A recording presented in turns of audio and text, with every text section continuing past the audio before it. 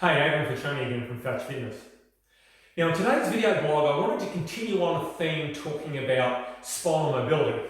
And in particular I want to talk about one aspect of spinal mobility that I see tends to be quite lacking in my sort of older clients, and these are clients in their late 50s into their 60s, 70s and beyond. And that in particular is that of I'd call torso or spinal extension. So what is that? So that's the ability to be able to bend into this position here.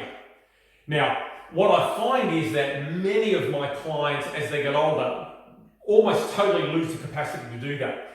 And that's for a whole range of reasons. So it's firstly because of poor standing and seated posture, where we often kind of sit in this position like this or stand in this position like this. But particularly if you're seated and you're sitting in a couch or in your car or even in a chair when you're at work or on your computer or phone, often we sort of get into this position like this. It's also because of lack of flexibility through the region. So if you spend all your time in this position here, then you just lose the capacity to be able to have the range of motion to be able to move back into an extended position. And then finally, it's also just not having the appropriate strength to be able to move your spine into that extended position. So those four things tend to lead to my clients having this ability of sort of not being able to hold this position and getting sort of stuck into this position here.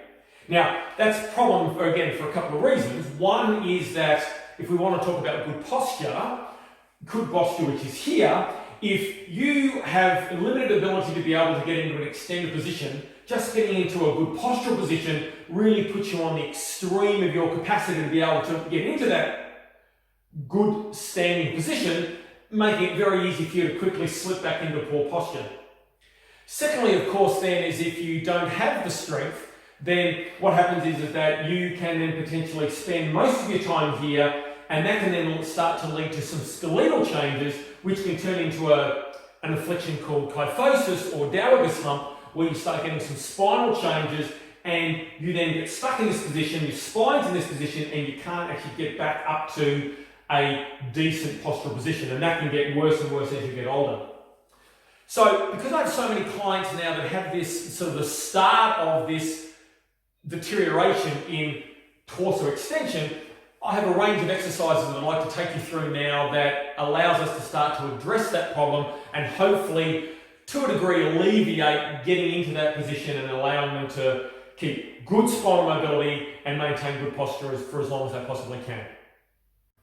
Alright, so the exercises that I typically give my clients, and this is not exhaustive, but this is just half a dozen of what I think are sort of better ones, all start in this position. So the first exercise I would have my clients do is to do some sort of what I would call a super.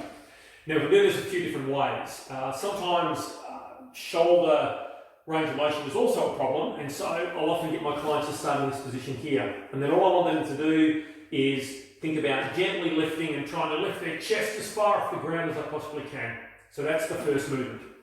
Or they can do it if they've got the range of motion, is to be in this position here, which is a little more challenging, is again to be able to lift, try and chest as high and arms as high as you possibly can off the ground, and then back down. Now again, in both these cases, like all these cases, what we're trying to do is use our own musculature through our torso to do most of the movement. But if you have a client that's really jammed up and just unable to get off the ground, I do have some clients who can't actually lift their arms off the ground all in this position. Sometimes I'll do what's called an assisted super. And so what I'll do there is I would then gently allow the client to apply some force with their arms just to allow them to lift their chest up off the ground. So yes, they're using their arms a little bit, but still the main focus is core to try and get their chest as high as they possibly can. And then back down, and then they can repeat. So they're the sort of first two major movements. Then you could do something such as an Ironman, so you take your arms out of it, because again, shoulder mobility can be a bit of a problem. And we're doing the same thing. I'm going to get the client then to try and lift up and lift the shoulders as high as they can, contract their abs, contract their backside, and try and lift your chest as high off the ground as you possibly can by squeezing your shoulder blades together. So that's called an Ironman, and so you can have your client try to repeat that process, which again takes the shoulders out of the action and might be a little easier for them to do. And then the last one that I would have my clients do is to add a rotation to the super. So again, I would start in this position here, and I would get them to lift, and then from here I'll then get them to do a rotation this way, or a rotation this way. And then for a slightly more advanced version, I could then have them in this position like this, and I could then have them lift up and then have them do a rotation this way or a rotation this way. Now again, just like with the assisted super, you could do an assisted super with rotation. So again, what you could have here is if the client is unable to get much of a rotation or a lift, you could get them to lift and rotate with one arm, again, minimising the amount of force, but get them to rotate gently down, let them come up, rotate the other way, gently down.